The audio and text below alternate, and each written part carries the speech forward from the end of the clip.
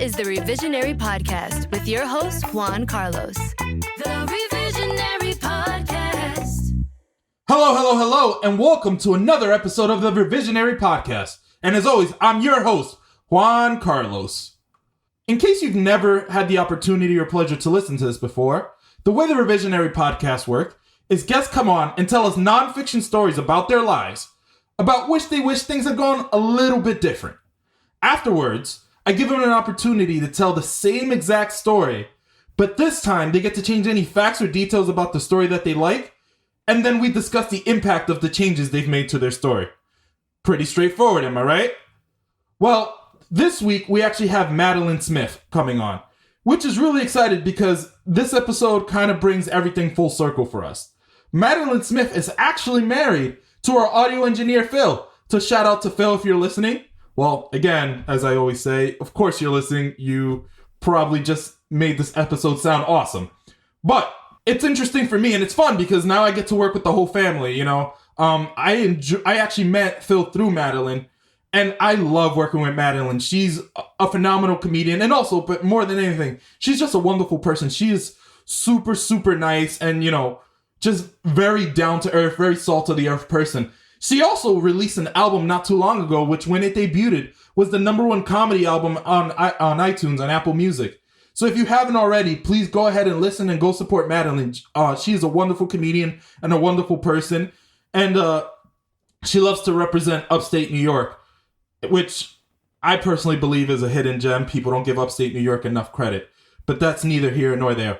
Also, very important, we would like to make an announcement that this upcoming Thursday, November 19th, 2020, for those of you guys who love Gianmarco, just a reminder that he's going to come on to the show on Instagram Live. This is exclusive to Instagram, so you won't be able to catch this anywhere else, so make sure you tune in and have an opportunity to come speak to Gianmarco, see what's been going on since the episode aired and how his life has changed, and ask him questions. I'm sure you guys have burning questions regarding the episode and regarding his story. Because I know I try my best to ask all the questions I can think of, but maybe there's something that I didn't think of that you could ask him to yourself. So please tune in for that. Put that on your calendars. That is 6 p.m. Eastern, 3 p.m. Pacific, Thursday, November 19th. Please tune in, Gianmarco Ceresi, on Instagram Live. That's also another reason why you should be following the Revisionary Podcast on Facebook and Instagram, but specifically Instagram, so that you can go ahead and watch this. Now, without further ado, let's see if we can get Madelein on the line. Hey, Madelein, how are you? Hi, I'm good. I'm so glad to see you after the long quarantine of not seeing any friends. I know. You know, you're looking good. Thank you. You too. I mean, we're only looking at each other over the computer, but you still look very good. You know, I appreciate that. I put on 25 pounds during the quarantine, so... Hey, listen, honestly, I feel like everyone has, and people who haven't, it's weird. Like, I think it's weird if you didn't gain weight. You know, it's funny. People ask me, they're like, why did you do an audio podcast? You're used to being on stage. I was like, it's because of all the extra weight. They didn't need to see all that. You know what, though? The way that you're filming it from like so high up that I can't tell that you've gained any weight. Like, I've learned to hit all those angles. Yeah, I always do the same too. I'm like, I look so thin, but you can't tell. It's just the years of all these Instagram pictures, you know? Yeah, yep. So what have you been up to during the quarantine? Oh, man, that's a good question. Well, at first I was horribly depressed because I was like, wow, I'm not seeing anyone. Because I was like living in Jersey City and like, you know, the first month it was just, as you know, like around New York City area, you just couldn't like go anywhere or do anything. So I feel like that first month, and I didn't have a car either, so I couldn't drive or anything. So I was just like pretty much trapped in my apartment with my husband. But that was okay because I had my husband and the cat, so it wasn't like I was like totally alone. But I went from doing shows like almost every night of the week and having like a full-time job and everything to just like doing nothing. So that was pretty shitty for the first month. I don't know. You probably know because I mean, you know the whole deal, but I had it, as you know.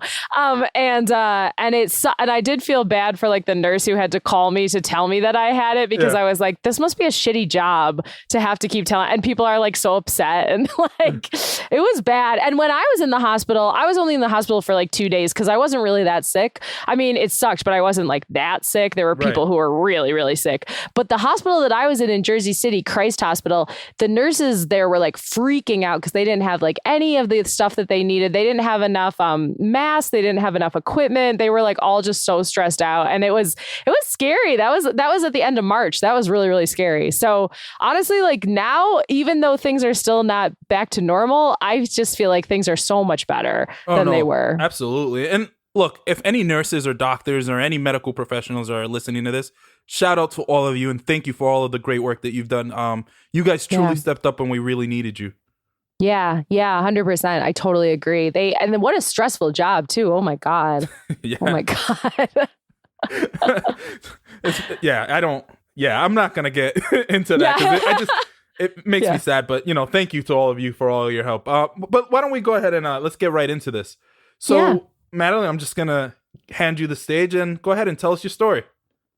Okay. So, the story that I thought that I would tell paints me in a terrible light, but I figured it was good to just like get it out there because this is something that I've talked about with people a lot on stage and whatnot. I used to have a podcast where I would talk about relationships, and I would talk on stage a lot about relationship dynamics. So like a lot of people know that my husband and I, for a long time, were doing like a polyamorous relationship, having multiple partners, being open, being very like wild, loosey-goosey. But before we were doing that, back in the day, like I think this was like 7 or 8 years ago, we were in a monogamous relationship, and I was just a very bad cheater. Like I was like, and I feel bad saying that because I know that people really feel strongly about people who cheat on their partners, and understandably.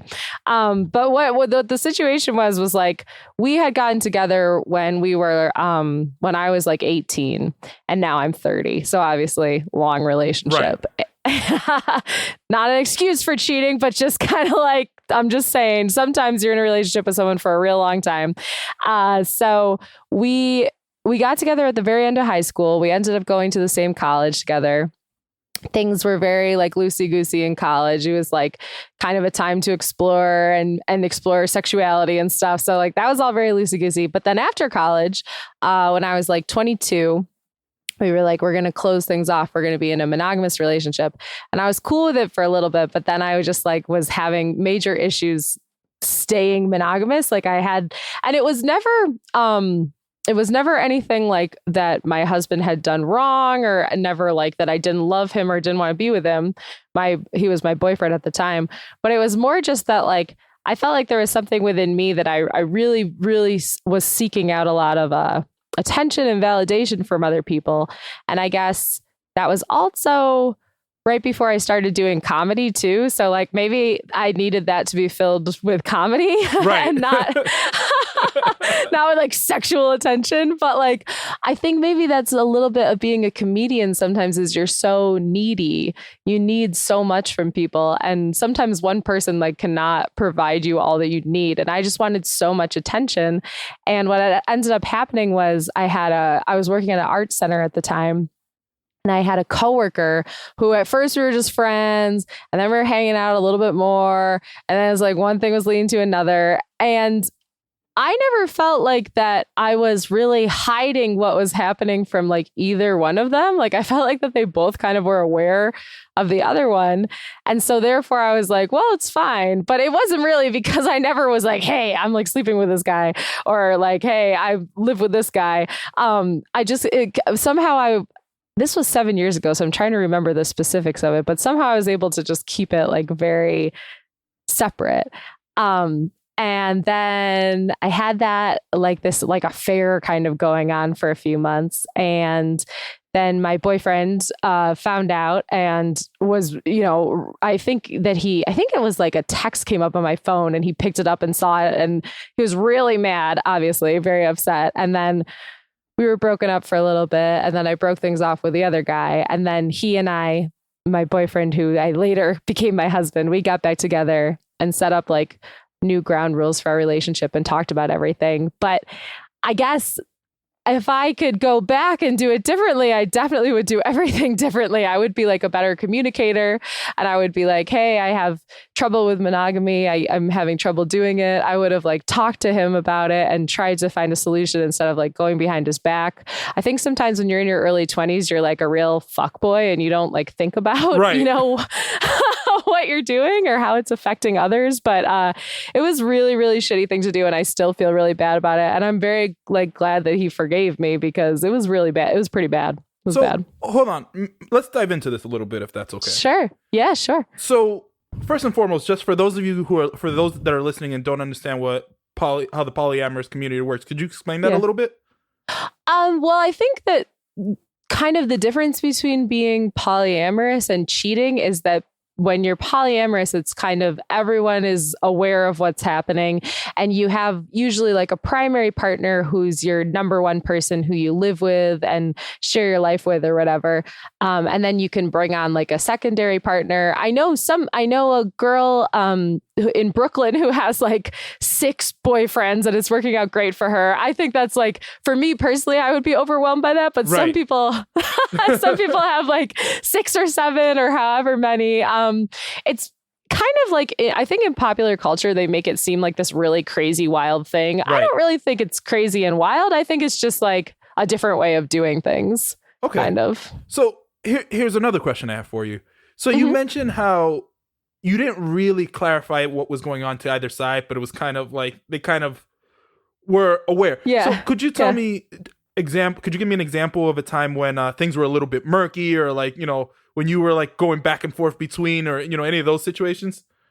Well, I feel like I would just kind of, this is horrible, but at the time I feel like I would just kind of be very vague about it. And I would just like say to my boyfriend, like, oh, I'm going to go hang out with a friend for the night or a few hours or something. And he would not ask any follow-up questions, and I would not give any more information. So I think obviously that was me being sneaky and bad. But at the time, I think it didn't feel as bad because I was like, well, I'm not exactly lying. I'm just also not like saying what I'm doing. Another thing about this story, too, is that like I don't often hear stories from the point of view of someone who's like cheated on someone. I usually hear them from someone who's been cheated on. And I have a lot of friends who've been cheated on, and I know that's a horrible thing. I'm not trying to say it's like, okay. Right. I just would be interested to hear like perspectives of people who have been the cheater, because I feel like that you don't usually hear that, because they're just like, those people are trash. And like, we are trash, but like, it's just interesting to hear. Sometimes it's just interesting to hear a different perspective, because sometimes you do that because you feel so, at that point in the relationship, I felt so overlooked, and I felt like my boyfriend was going through a lot of like mental health stuff, and I couldn't help him, and I felt kind of helpless about that. And then I also felt like he had no interest in me. And instead of just doing the right thing and saying, hey, maybe we should break up, maybe we should take some time apart, I was like, I'm just going to seek out attention from someone else who's more available. And I think sometimes with cheating, that's why people do it. It's not a good excuse, but I think that's why. Well, let me say this. First and foremost, don't feel bad. Like, this is a judgment-free zone. I don't, I personally have never cheated, but I have, as I've gotten older, I have learned that sometimes there's reasons why these things occur.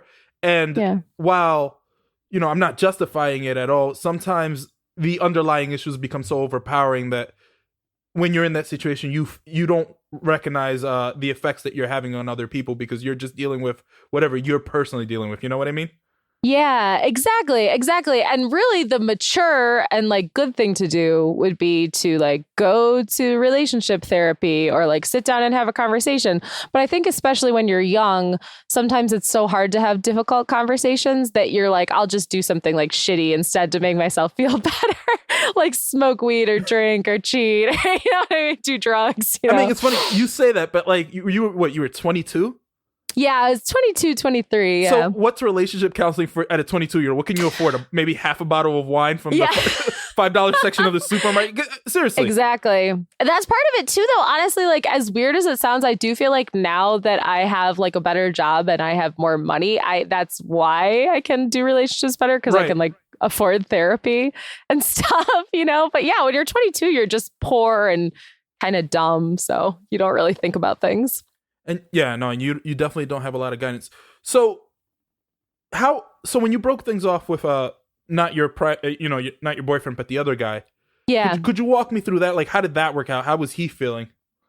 That was bad too. That was all just really bad because he felt really bad. Obviously, since it went on for, I'm honestly not quite sure how long it went on for, but it went on for a few months. And I think in that time, he got really emotionally invested because we did spend so much time together. We were also coworkers, so we worked together, which is like, that's not good. Mm-hmm. But he was really, really upset. And when I broke things off, he was really, really sad and upset. And, he cried and that was horrible too, because then I was just like, wow, now I've hurt two people. And I'm a monster. No. So no, I'm not, but I'm not a monster, but it was just a very poor decision, like all around. Like I felt like everyone's feelings were hurt. He was really upset. It was just not good. It was not good. If I may ask, why did you decide to break it off with the second person if you had already broken up with your boyfriend? Well, that's a good question. I think because I felt like with my boyfriend, I thought that our problems were very like situational. Like it was like graduating from college, not being able to find jobs right away and stuff, or like he was having trouble finding a job. He was struggling with like depression. And I think that I felt like our relationship actually, even though we went through all that, was really good. And I had faith that we would get back together. If he forgave me, I thought we would get back together. And I honestly just felt like a lot closer to him. And I felt like we had a closer understanding of each other. See, that's actually sweet. Oh, thank you. Thanks. Now that I told this whole story, I'm like, wow, this makes me sound like a huge dick. Like saying it out loud, I'm like, this is pretty bad.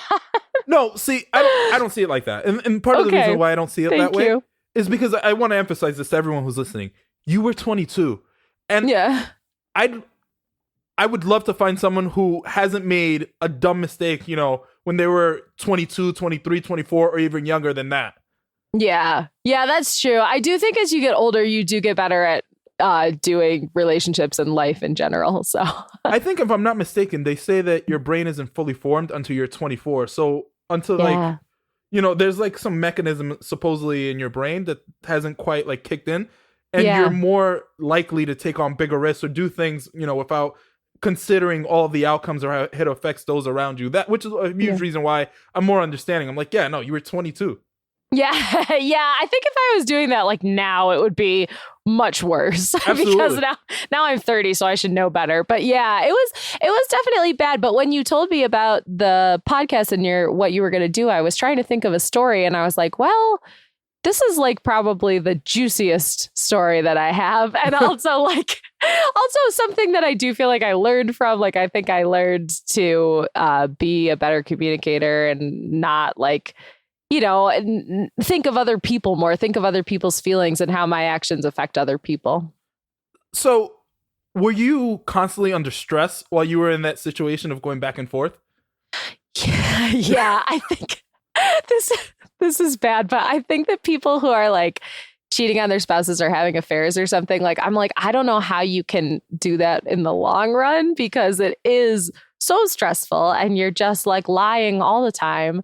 And you just feel like if you're a person with like a moral compass, you feel so bad and guilty all the time too. Mm-hmm. And then you keep doing it and you're like, what's wrong with me? Like, what is wrong? Why am I doing this? I know this is bad.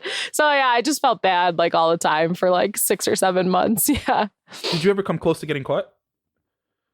Yeah. Oh, I think so. I don't even think I was hiding what I was doing very well, which is so stupid. Like, I don't know, like what my brain, I try to look back on things like that. Like, I mean, I'm sure that you have stuff like that too, where you've made mistakes when you're young. I try to look back and think like, what was my brain thinking? Like, why was I doing it like this. And I don't really have a reason. I think at the time I was just like, this is fine. Like, didn't think about how bad it was or didn't really think about like it logistically, what I was doing. That makes sense. And last question. Could you like walk me through like, I guess more specifically, like how you got caught? Like you kind of mentioned it, but like walk me through that. Yeah. It was like, I think I was texting with the side dude. We were texting, and then my boyfriend, like, I guess I left my phone out. It's so stupid. I left my phone in the living room of the apartment and like went to bed. And then the other side dude was like texting me. So my boyfriend picked it up and he was like, what the fuck? This guy is like saying he loves Madelein. Like, who is this? Like, who is this person? What's happening? And he was super mad. And then when you're confronted, and then he confronted me, like, what is this? And I think that I was like in like you go into like fight or flight. And I was like, oh, don't worry about it. It's fine. Don't worry about it. Oh my God. I was like, that's nothing. Like, he was like, what are you talking about? Like, what? It was really bad. He was really bad. And then I don't even know how we ended up like getting past it. I think just because I was like, okay, I will not do this again. And he was willing to be forgiving. But a lot of people wouldn't. Like, I have a friend who got cheated on and she was straight up just like, no, this guy's like leaving my house. We're done. We're not talking anymore. So I'm lucky that I was with someone who was like a little more forgiving of the situation. I think it's hard because I've always said that the way I kind of view trust, I don't know where I saw this, by the way, so this is probably not me. Don't give me this credit. The way I view trust is kind of like a vase or a vase. I don't know. I'd say vase, but I'm down with whatever. Like a vase, like, it's perfect once it's made, but once it's broken, even though you can put it back together, it'll never be exactly the way it was. Yeah. No, I think that's true. Because someone can like learn to forgive you and trust you again, but it doesn't really make up for like the things that you've done. I think that you have to then spend like the rest of your relationship just trying to be a better partner, like being aware, but it will never be 100%. Yeah, I think that's true. All right. So this is the fun part of the podcast, right? Mm-hmm. You're going to get to tell us that whole story all over again. But this time, make up any of the facts that you want, change little things, and we'll see where that takes you.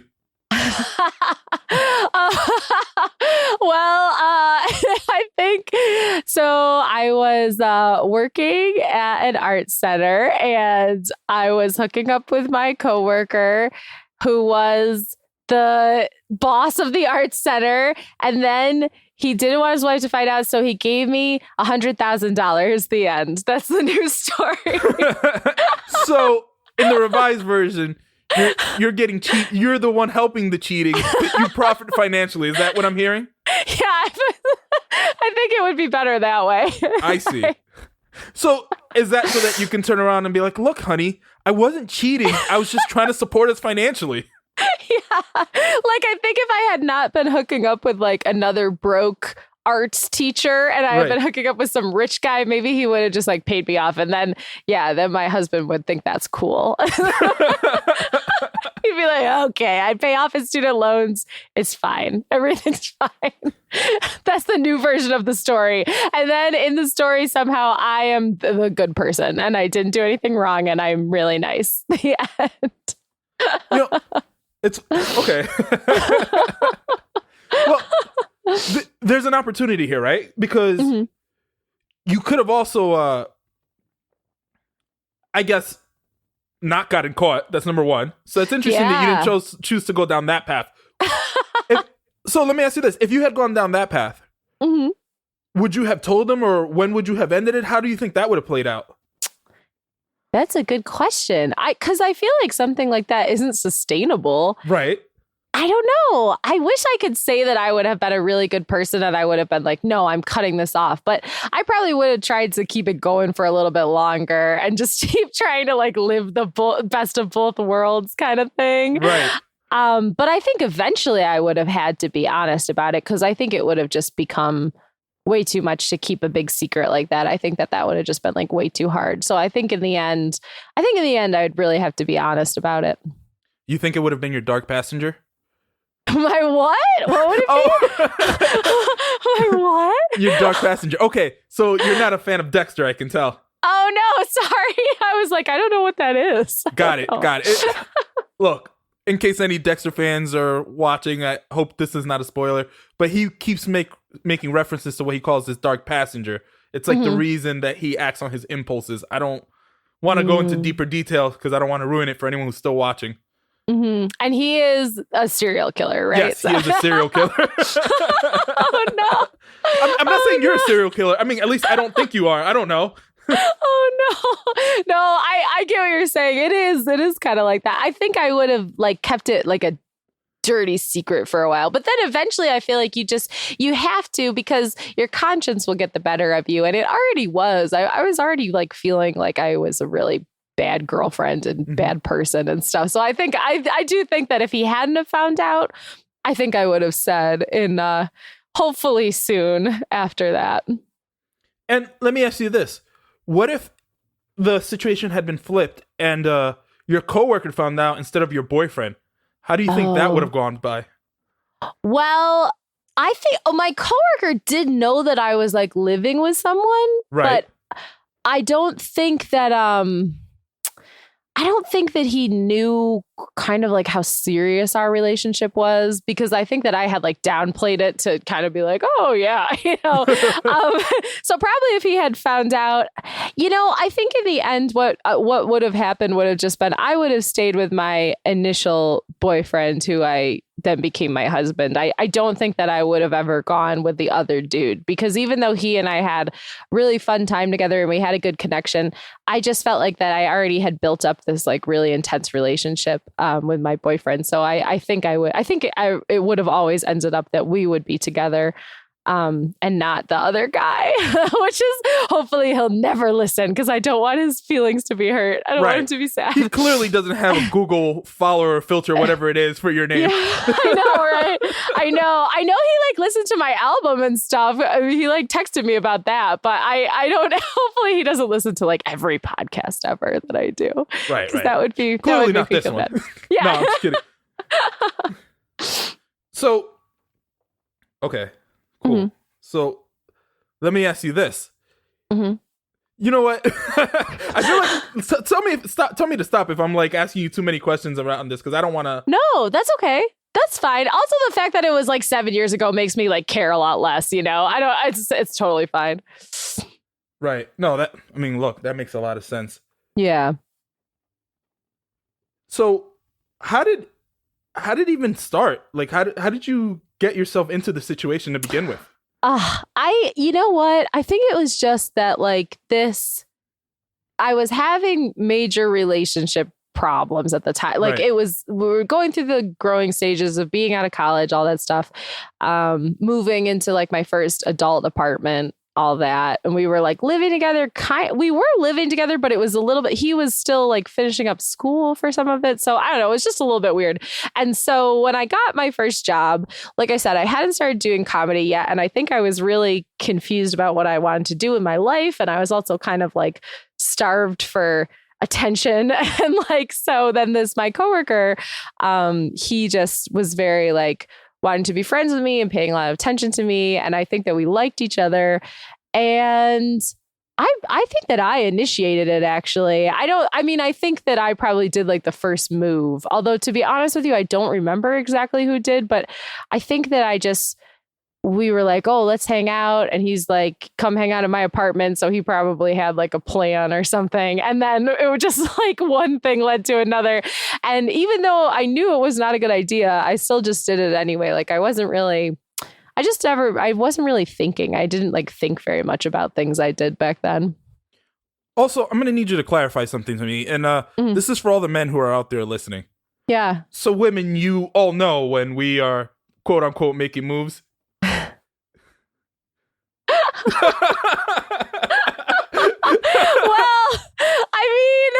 I think that sometimes if someone like invites you back to their apartment and they're like, hey, let's hang out, you have to be kind of, I was going to say stupid, but stupid is mean. You just, you have to be a little like unaware if you don't realize that that's their plan, right? So every time I invited a woman back to watch some Netflix or watch Family Guy, she knew? Yeah. Darn it, I thought I was so sneaky. Yeah, I think so. Although maybe not. Maybe like if you genuinely really just like, if you really just have a friendship and you're just like, we're totally just hanging out as platonic friends, that's doable. But if you guys have been really flirtatious with each other and like you like touch a hand on the knee or something and then you're like, come back to my apartment, then I think it's kind of obvious that there's going to at least be some kissing. Maybe not sex, but like some kissing is probably going to happen. Look, that's my thoughts. I'm a gentleman. Mm-hmm. I never touched above the ankle on the first date. I'm just kidding. Wow. Hello. Good for you. I'm just kidding. That would be pretty impressive, though. You know what? I know that's a weird joke to make, but like, I feel like I need to explain it. Like, I don't remember what I was in high school and they made us watch some movie that took place in like the 50s or 40s. Yeah. And one of the guys, I can't remember what movie it was, leans over and says to like a woman walking by, he catcalls her and goes, "Nice knees." Oh my God. Which is very 1950s to me. Like, oh no, she's showing her knees. Yeah, that's very 1950s. So there's a basis for that. That's where that comes from. Yeah. That makes sense. That makes sense. I did have someone once come over and I let her pick the movie. And she picked Cloudy with a Chance of Meatballs. Oh, really? Like a children's movie? And like I immediately knew it was game over. I was like, okay. Yeah. Respect. Because you're watching a children's movie, so you're like, probably we're not gonna. Yeah. No, not even that. I respect that she was very upfront about what was happening. By picking a child's movie, she let me know, look, we're just friends. And I was like, I get it. I respect it. That makes sense. That's a smart move. That if like you're trying to send someone the signal that you do not want to hook up, that's probably smart to watch like a Disney movie or something. Right. Right. So, all right. So let's wrap this up a little bit. And let me ask you this. If you did make the changes that you mentioned in your revised story, how do you think they would have affected you today? Well, if I hadn't have been caught, I can't say like for sure what would have happened, but I like to think that I would have been honest and that it would have still had the same trajectory. But if I hadn't have been, like if I wasn't honest and I kept this a secret and eventually it blew up in my face and everything, I probably would not have like had a partner or gotten married or anything like that, at least not with that person, because I think that the fact that I was caught and then cut it off was the reason that like later part of the reason that later we were able to get married and have a close relationship, because I was honest and also because I was sorry and also because I like ended things with the other person. If I hadn't have done that, then I don't think that we could have had a relationship really. So then I would just have a different life, I think.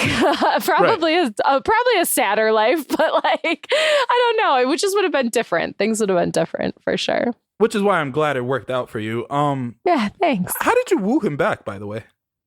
Did you hold the boombox above your head, 80s style? Yeah, kind of. Like, I feel like I tried to be, it's hard when you have been like so shitty like that because you want to do like a big romantic gesture, but then at the same time, you're like, I need to like give this person space and leave them alone. So I don't think I did anything that crazy, but I think that I was just really apologetic. I think also by like cutting things off with the other person, I showed that I was serious about us getting back together. And I think just over time, as we like started to rebuild our relationship, we just came to know each other again and put in the effort to both be better.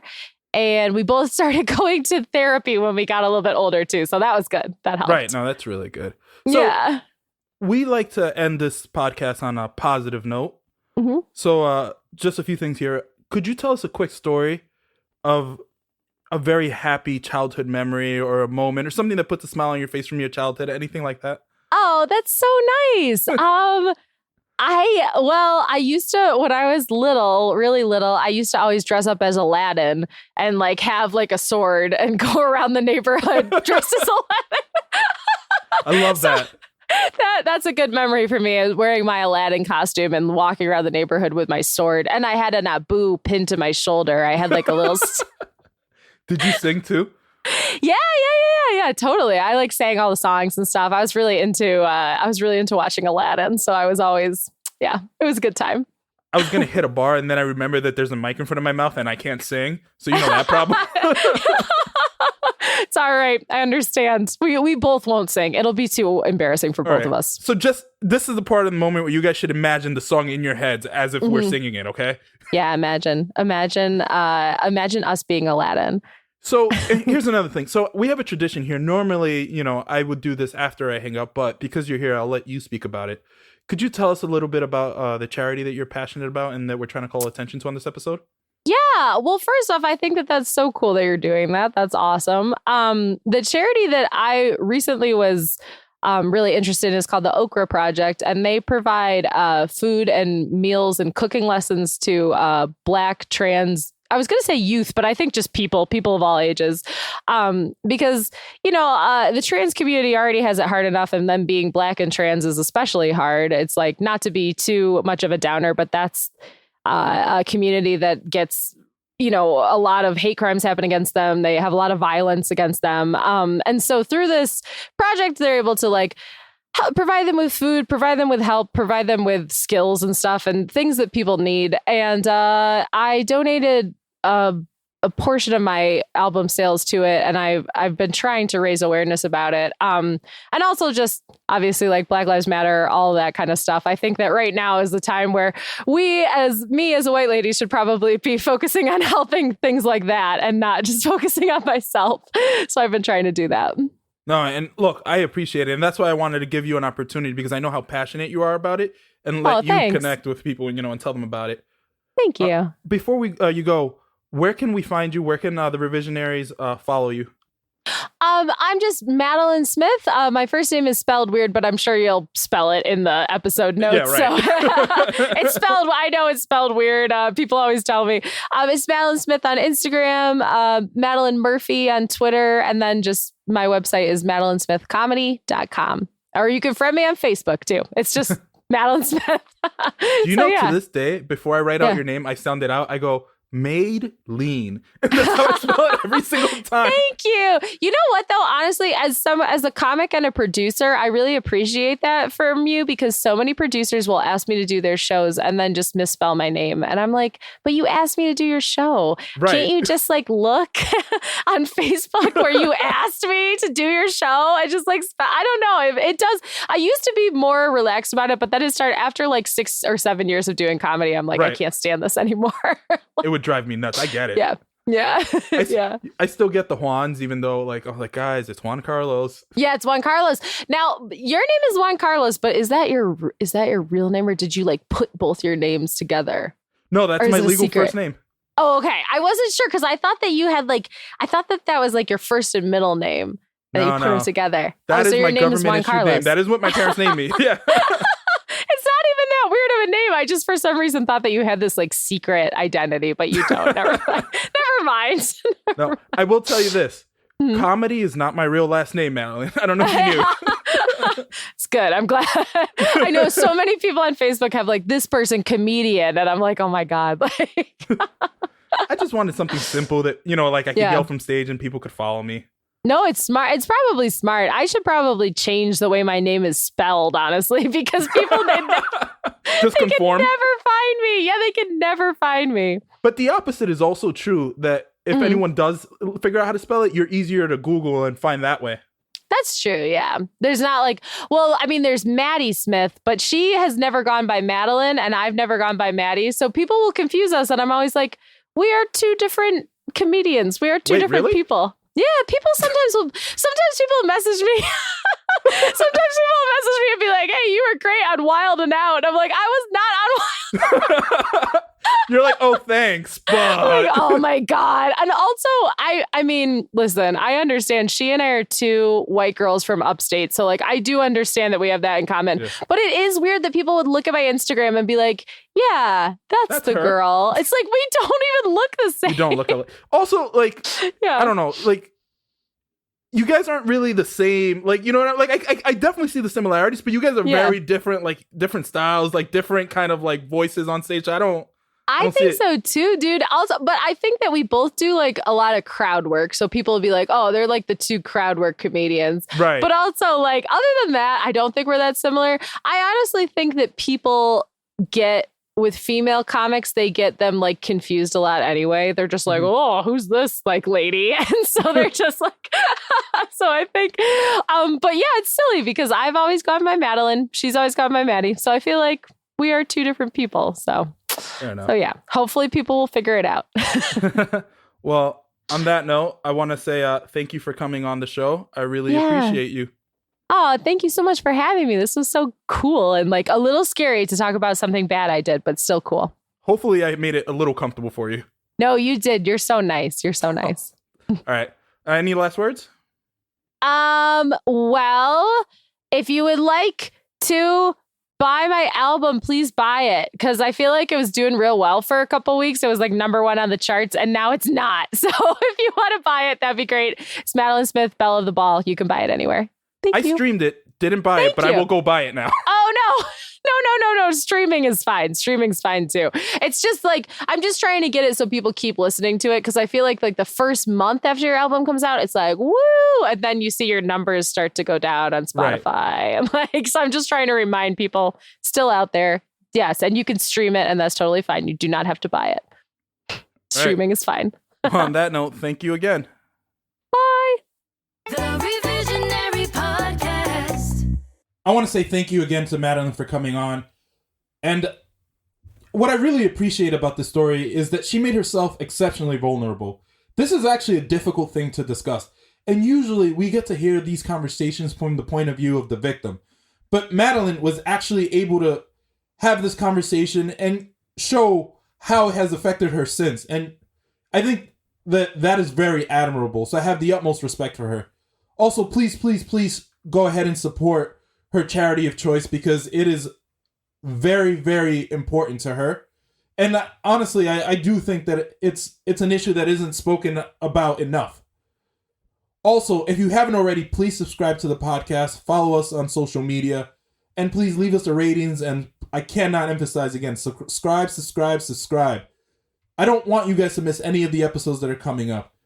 And as always, this is your host, Juan Carlos. Thank you for listening. This